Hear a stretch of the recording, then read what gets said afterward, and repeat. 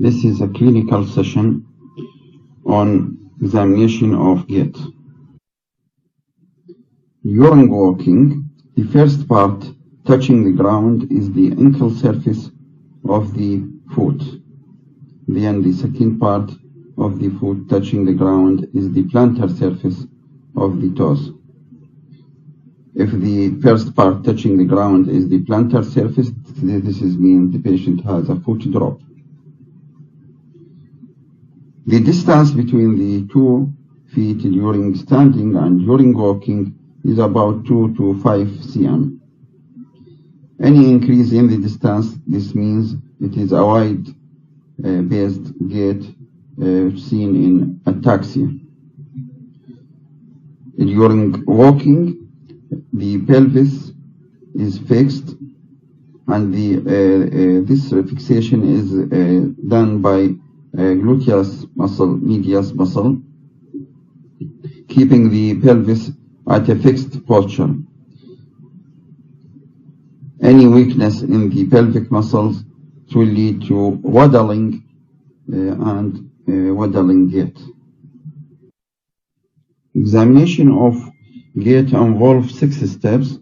The first step is asking the patient to walk normally, normal stride, and we inspect the first part of the foot touching the ground. We inspect the distance between the 2 feet. We inspect the balance of the patient, any asymmetry in the gait, and we look for the arm swing, and we inspect the pelvic fixation, any waddling or not. The second step is asking the patient to turn around an object, like turning around a chair or anything, and here we look for the imbalance, loss of balance in ataxia, and also we look in patient with Parkinson for multiple step and slow turning. The third step, to ask the patient to walk on his heel, to assess the dorsiflexor of the foot, and then to ask the patient to walk on his toes, to assess the plantar flexors. The fourth step is asking the patient to walk tandem gait, heel-toe gait.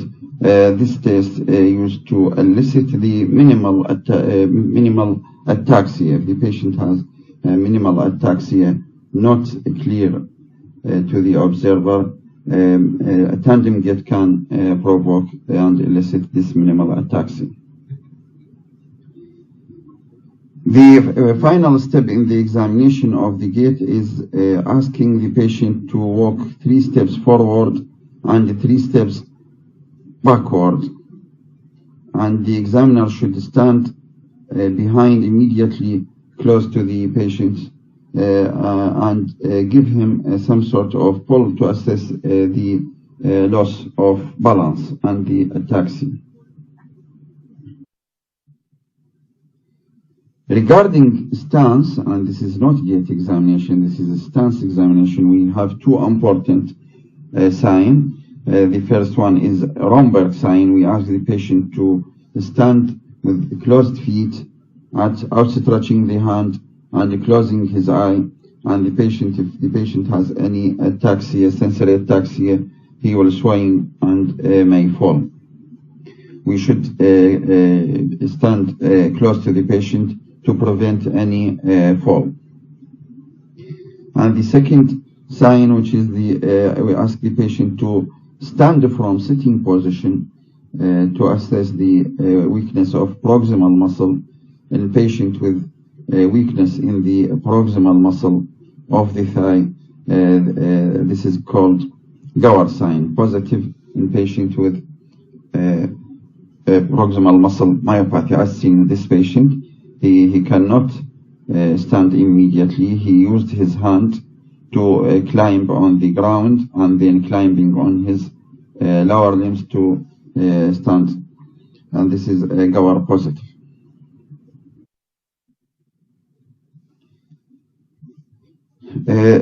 Look to this video. This patient, ارفع الدشداش شوي، ارفع الدشداش. there is white here, and careful. Patient has some sort of loss of balance with white gait.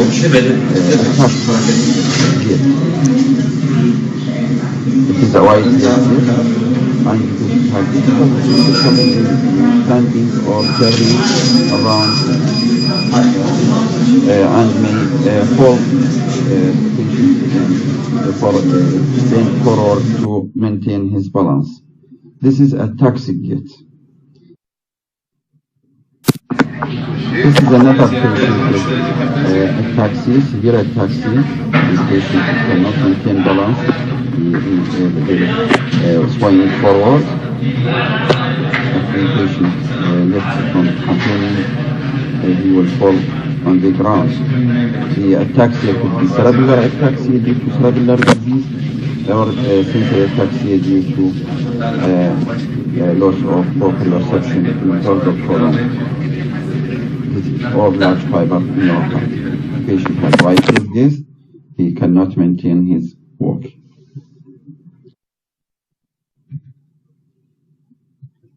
In this patient, there is a severe spasticity and scissoring. There is crossing of feet each on other. This is called spastic paraplegic gait, or spastic paraplegia, or spastic diplegia. The gait is narrow, the feet both dragging the ground, and the toes usually scraping the. This gait is seen in bilateral upper motor neuron disease, and sometimes we call it a scissor gait because of a crossing of both lower limb each another. Now we will talk on steppage gait. Steppage gait, as we say, the first part touching the ground is the ankle. If there is a weakness in the dorsiflexor, the first part touching the ground then will be the foot, the toes, the plantar surface of the toes. So foot drop, there is weakness of dorsiflexor of the foot, and the patient attempt to lift the legs high to clear the foot from the ground enough during walking so that the foot does not touch or hurt or drag on the floor, as seen in this patient. The patient, there is the first part touching the ground is the plantar, okay, not the ankle, plantar, okay. And the patient try to clear the lower limb higher in order to clear the foot and the toes from touching and hurting the ground. The causes for unilateral foot drop or for unilateral steppage gait, it is a peroneal nerve lesion at the site at the fibular head, or the patient have L5 root lesion. In case of bilateral feet drop, the cause may be amyotrophic lateral sclerosis, inherited peripheral neuropathy called Charcot-Marie-Tooth disease, or any other chronic peripheral neuropathy like diabetic neuropathy. Regarding stamping gait, here the stamping gait, the patient have damage and loss of proprioceptive input, which is the fibers for position and vibration sense. And these fibers usually damage either in the dorsal column in cases of B12 deficiency or syphilitic tabes dorsalis, or in large peripheral nerve like in patients with diabetes. So the cause is mainly either it is due to diabetic peripheral neuropathy or due to B12 deficiency or tabes dorsalis. And here the patient will slaps his feet on the ground for simply to hear the sound in order to know that the foot is touching the ground. Go ahead.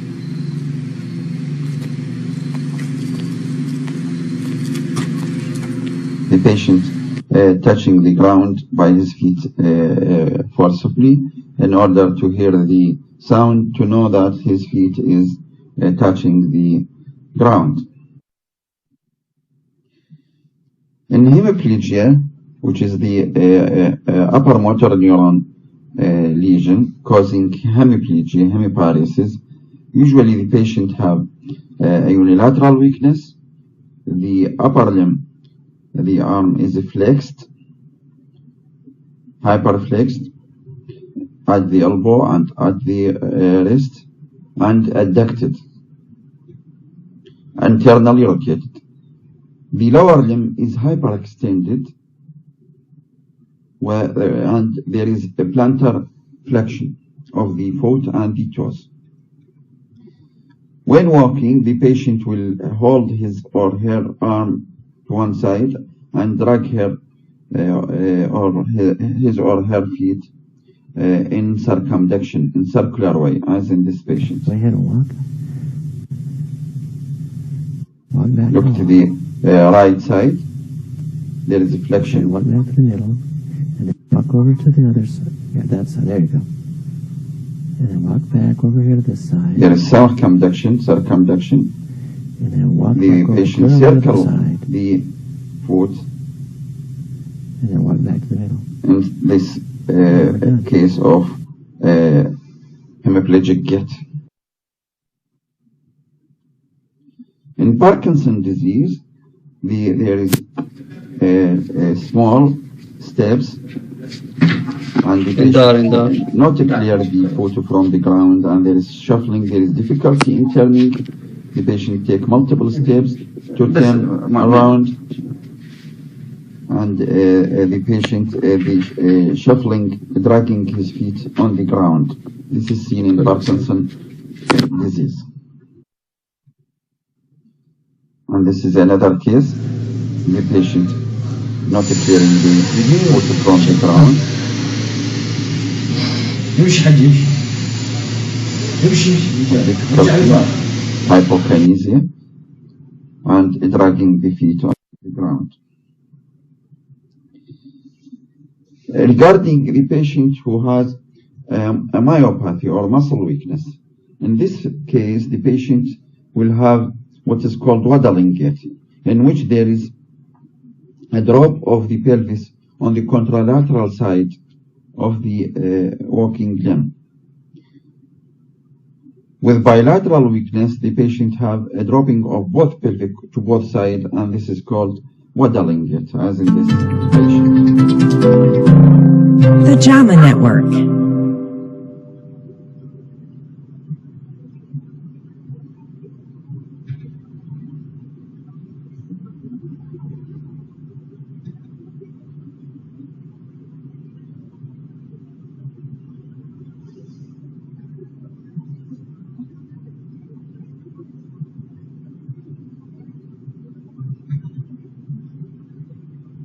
Waddling from both side to side because the pelvis is not fixed. There is weakness in the gluteus muscle, especially gluteus medius, and the patient will have swaying from one side to another because of the weakness in the pelvic muscle.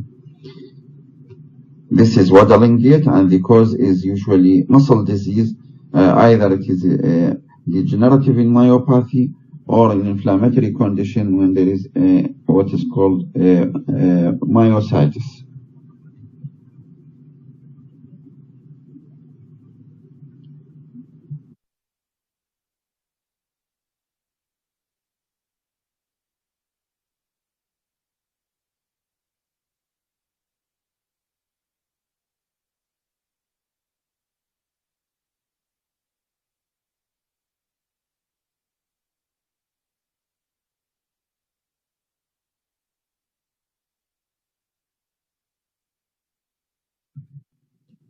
Thank you.